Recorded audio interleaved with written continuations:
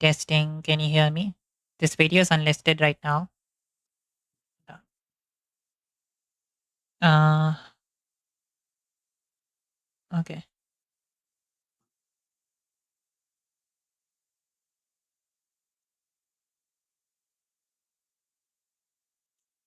I'm going to be reading the computer architecture book again, but I need to change some settings.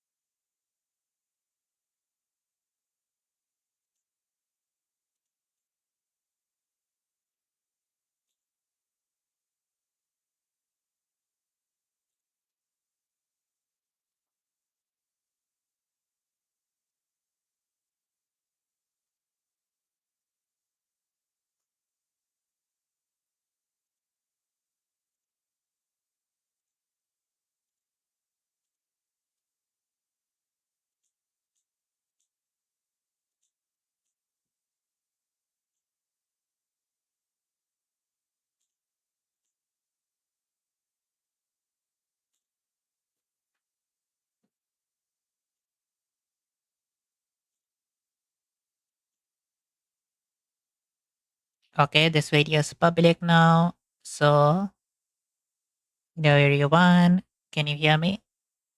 I'm going to be reading the computer architecture book again. I will just read it from where I last left off. So I was reading this first chapter, but I did not complete it. I was reading about the Turing machine, about the universal Turing machine and a modified universal Turing machine, and the single instruction ISA, instruction set architecture. Wait, what is ISA again? The A stands for, does the A stand for architecture? Instruction set. Yeah, instruction set architecture. Semantics along with their operands and interfaces with peripheral devices. Okay. Where did I last left off?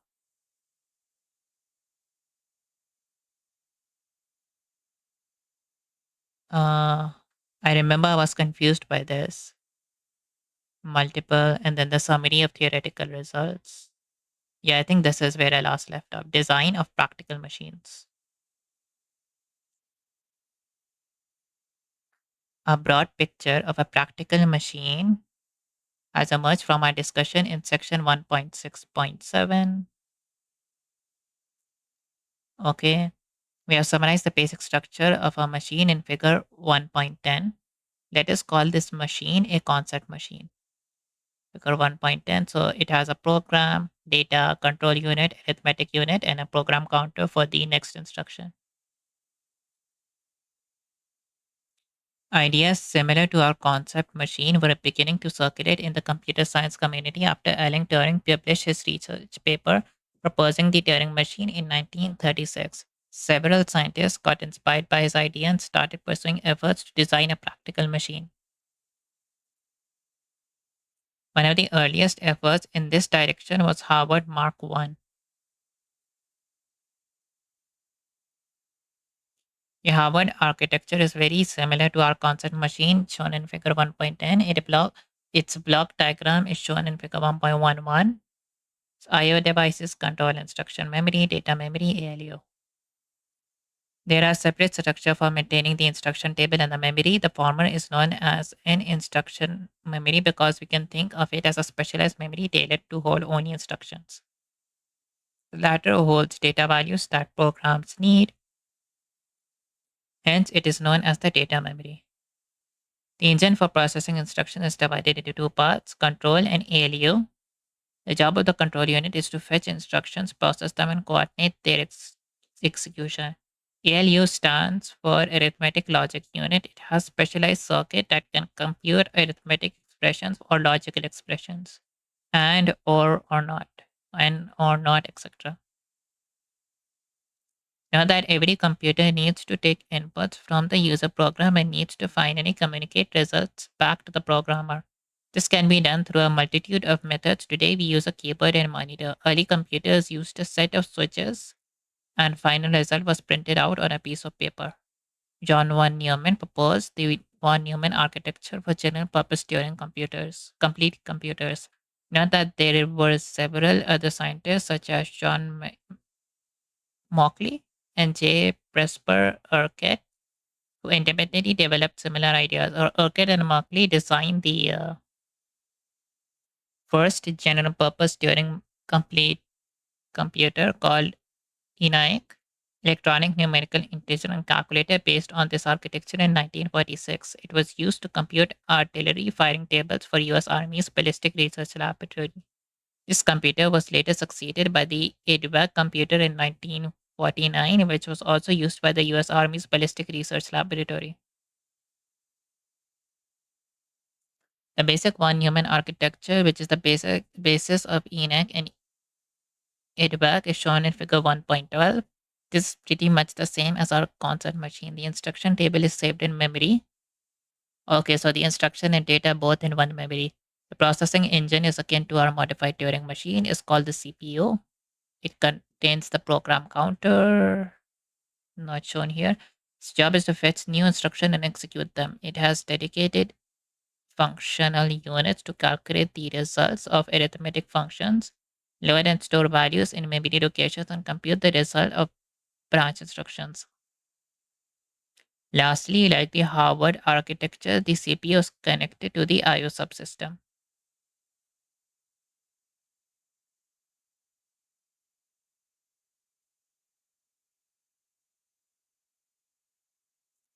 The path-breaking innovation in this machine was that the instruction table was stored in memory.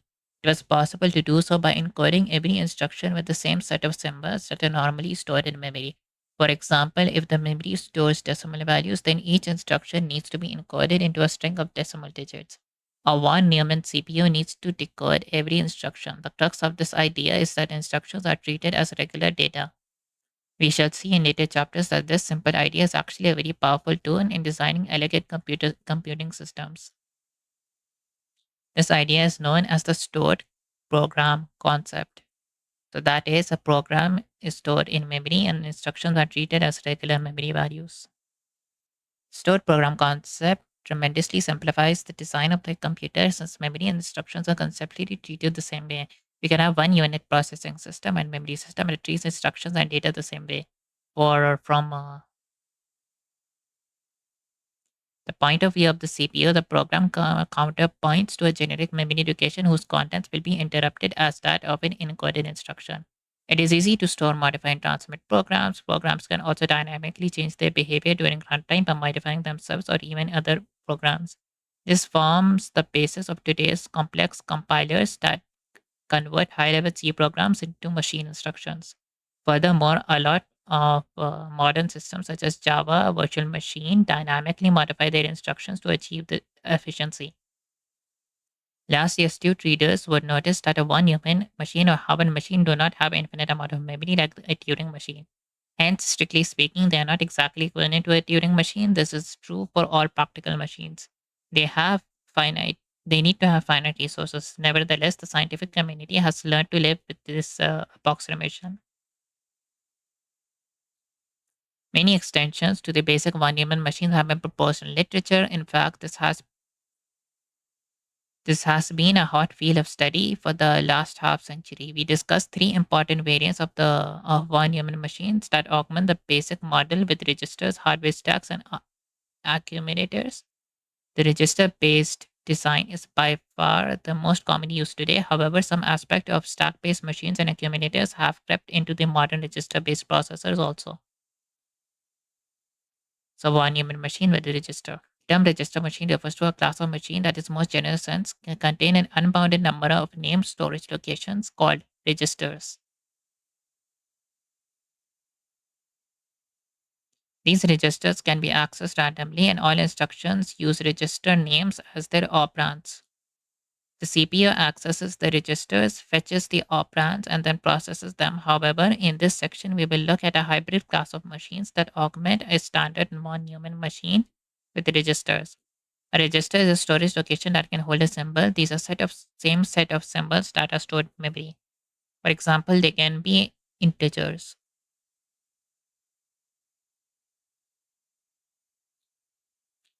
Let us now try to motivate the use of registers.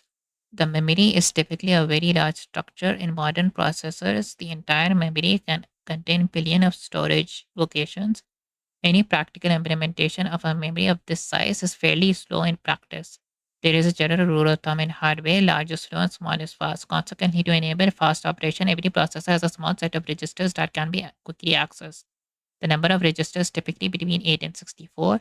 Most of the operands in the arithmetic and branch operations are present in these registers.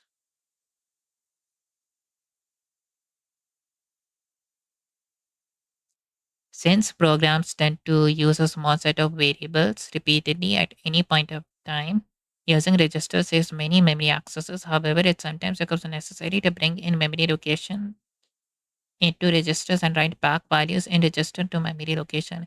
In those cases, we use dedicated load and store instructions that transfers value between memory and register. Most programs have a majority of pure register instructions. The number of load and store instructions are typically about a third of the total number of executed instructions. Let us give an example. Assume that we want to add the cubes of the numbers in memory locations B and C. We want to save the result in memory location A. A machine with the registers would need the following instructions. Assume that R1, R2, and R3 are the names of registers. Here we are not using any specific ISA. So R1 is in memory B, R2 load from memory C.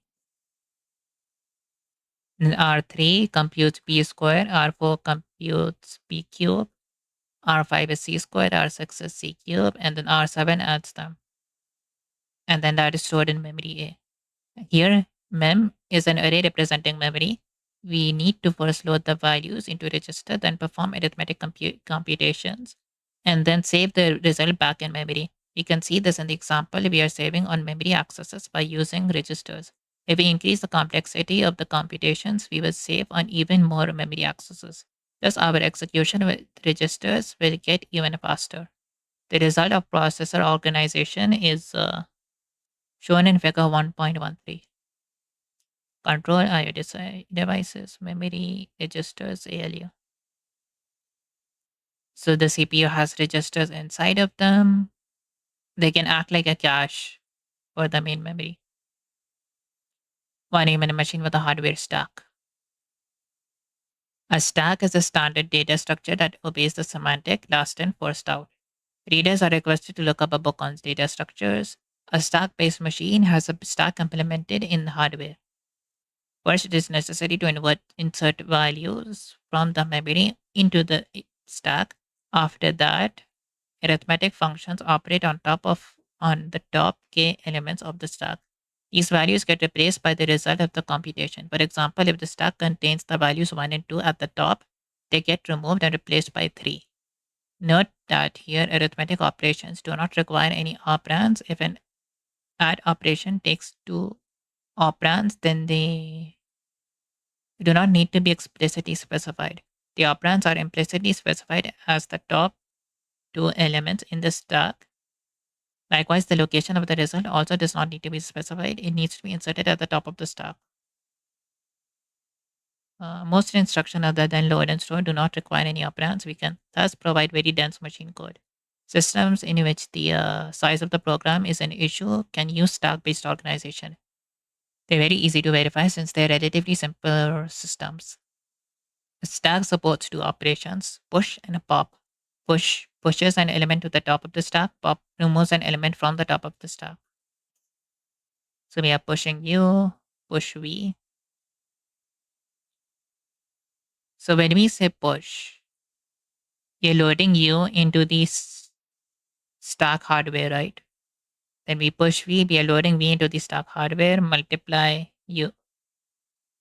UV.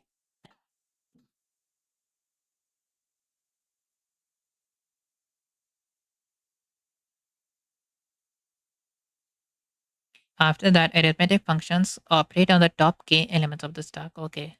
So we don't specify the memory locations. We just use the top two elements. Push C, push Y, divide, subtract. Wait, when we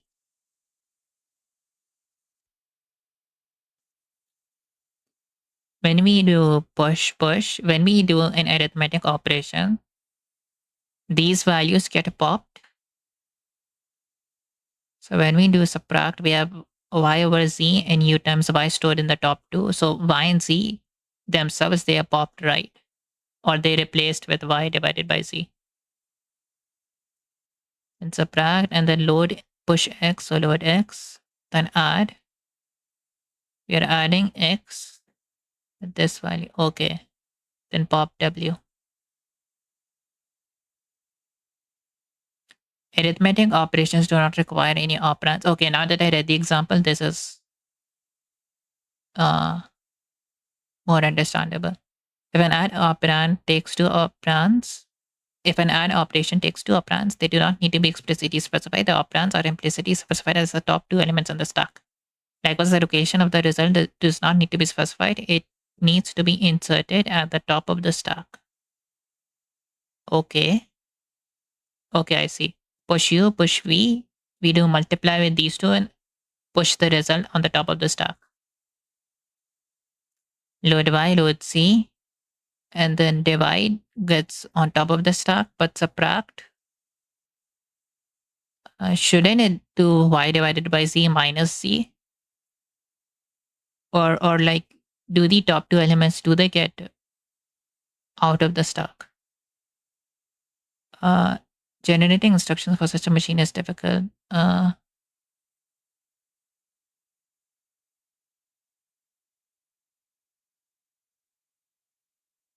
is clearly visible that scheduling a computation to work on a stack is difficult. There will be many redundant stored loads unstored. Nonetheless, machines that are meant to evaluate non-mathematical expressions and machines. There are a few practical implementations of stack-based machines. The Java language assumes a hypothetical stack-based machine during the process of compilation. Since a stack-based machine is simple, Java programs can virtually run on any hardware platform. When we run a compiled Java program, then the Java version machine dynamically converts the Java program into another program that can run on a machine with the registers.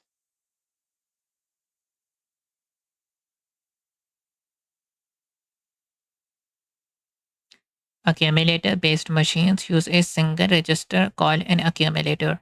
Each instruction takes a single memory location as an input operand.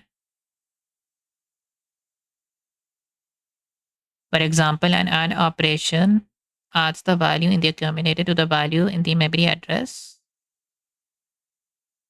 and then stores the result back in the accumulator. Early machines in the 50s that could not accommodate a register file used to have accumulators. Accumulators is just like a register but with one value. Accumulators were able to reduce the number of memory accesses and speed up the program. Some aspects of accumulators have crept into the Intel x86 set of processors that are commonly used. That are the most commonly used processors for desktop and laptops as of 2012. For multiplication and division of large numbers, these processors use the register EAX. Or EAX is a register value. So we have a bunch of registers, and the Intel x86 use one of those register as the accumulator, and that register is called EAX. For other generic instructions, any register can be specified as an accumulator.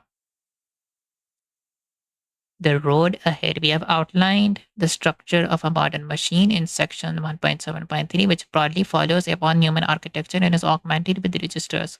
Now we need to proceed to build it. As mentioned at the outset, computer architecture is a beautiful amalgam of software and hardware. Software interface, assembly language of bits, x86 assembly, software engineer. Instruction set architecture.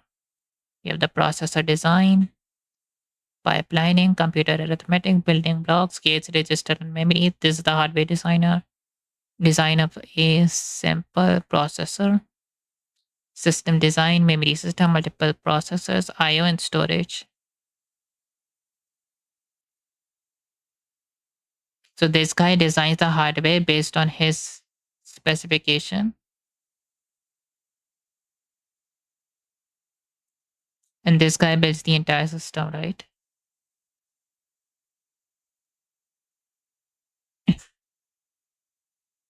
It is for thus first take care of the requirements of software engineers. Refer to the roadmap of chapters in figure 1.14. The first part of this book will introduce computer architecture from the point of view of software designers and application developers. Subsequently, we shall move on to designing processors, and lastly, we shall look at building a full system comprising processors, memory elements, IO, and storage devices. In modern computers, it is not possible to store numbers or pieces of text directly. Today's computers are made up of transistors. Transistors can be visualized as a basic switch that has two states, on and off. If the switch is on, then it represents 1, otherwise, it represents 0. Every single entity, inclusive of numbers, text instructions, programs, and complex software, needs to be represented using a sequence of zeros and ones.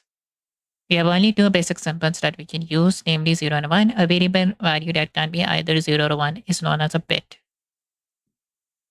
Most computers typically store and process a set of 8 bits together. A set of 8 bits is known as a byte. Typically, a sequence of 4 bytes is known as a word. All right. I can thus visualize all internal storage structures of a computer, such as the memory or the set of registers, as a large value switches as shown in figure 1.15. In chapter 2, we shall study the language of bits. We shall say that using bits, it is possible to express logical concepts, arithmetic concepts, and pieces of text.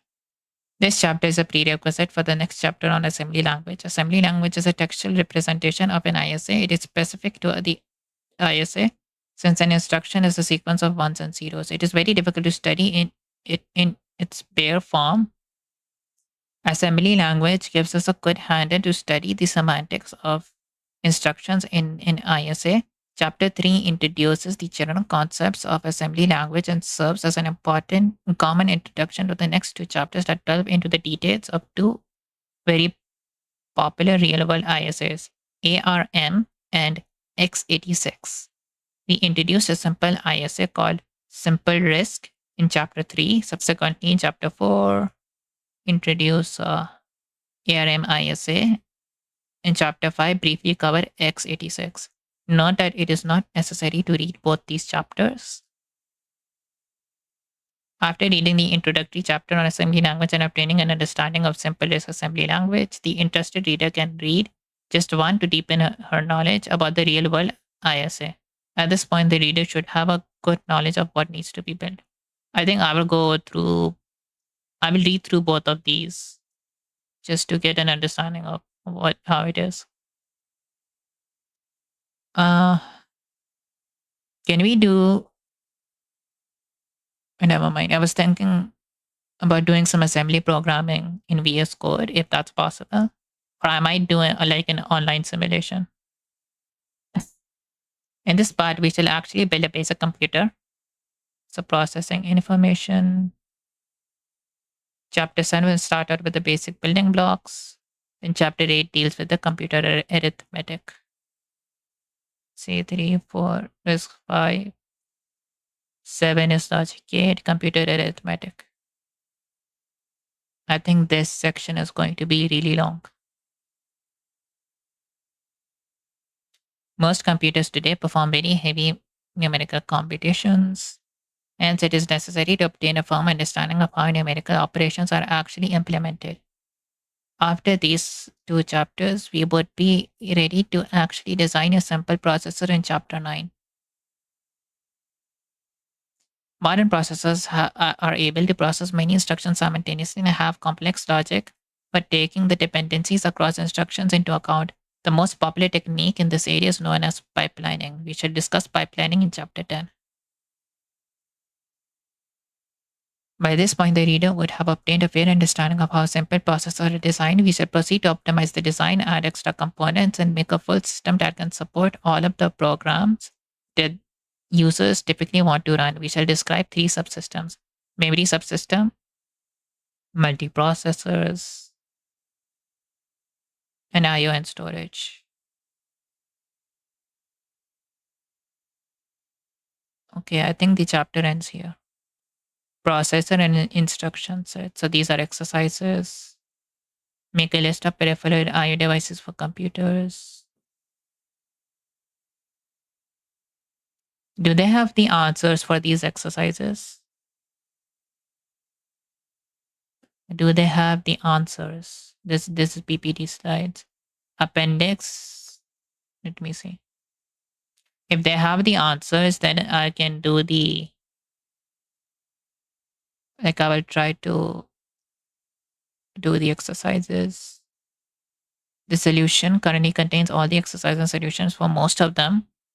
It's not fully complete at this stage. Readers are requested to check this page frequently to get updated versions.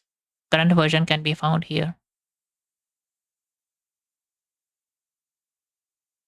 Wait, hold on.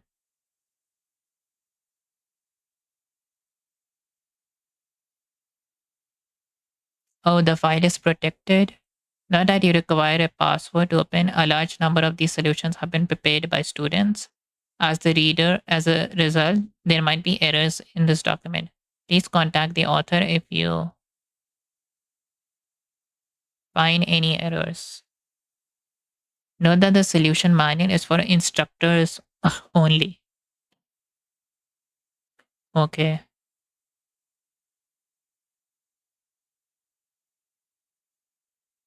Never mind then.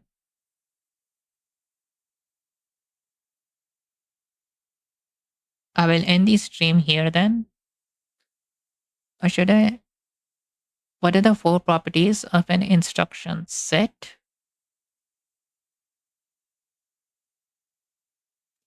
Four properties of an instruction set.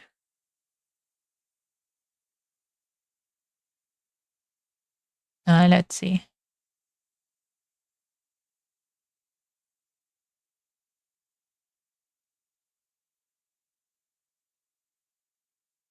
Do they mean this? This includes semantics. This is the instruction set architecture. Okay, I'll do it off stream. I'll do the exercises off stream then. And I will end the stream here.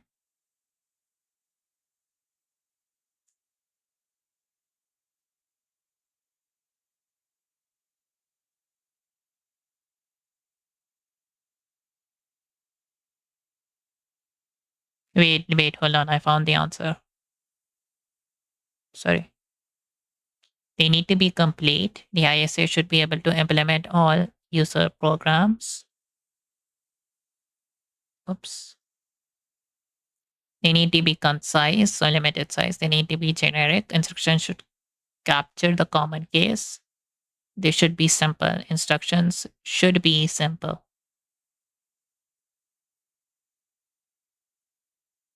Okay, if I get stuck, I will end the stream. Let's see. Okay, they're telling us to design an instruction set for a simple processor that needs to perform the following operations. Let me open Excalibur.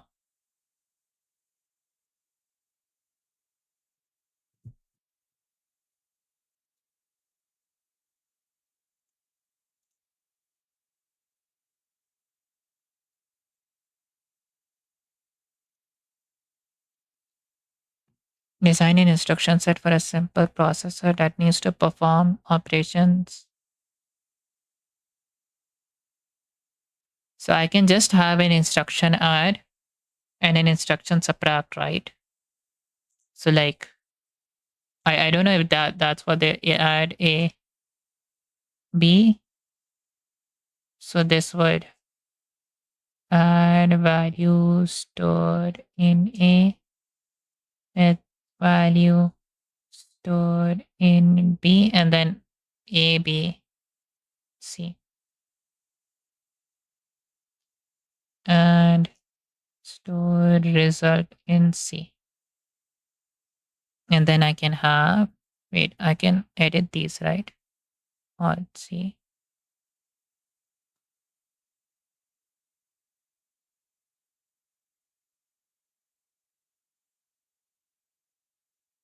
No, that whole thing gets edited.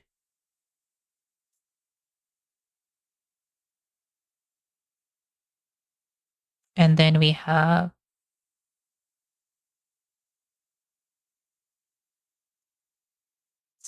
subtract ABC, value stored in A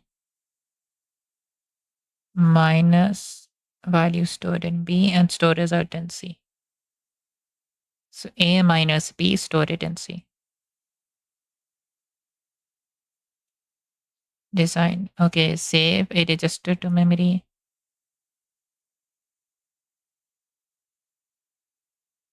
Save a register to memory, load and divide. We can just have,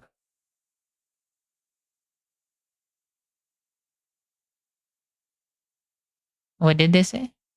Save a register to memory.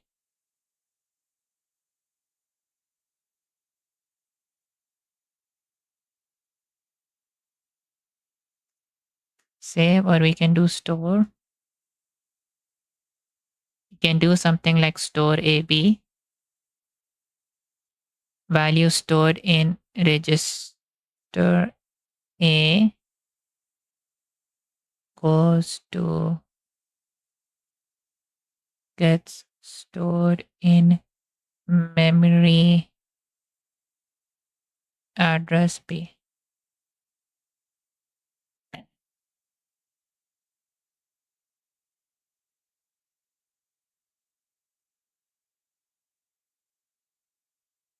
And then we can have load AB, value stored in registered, no, value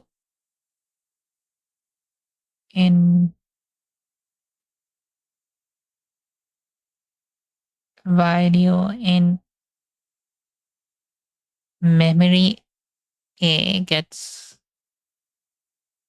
loaded to register B. So load from A to B, store from A to memory B.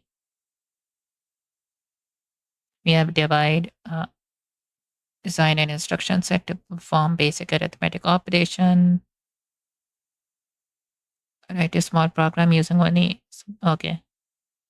I'll just end the stream because I have to go somewhere. I'll just end the stream here then. And I will see you guys next time. Bye.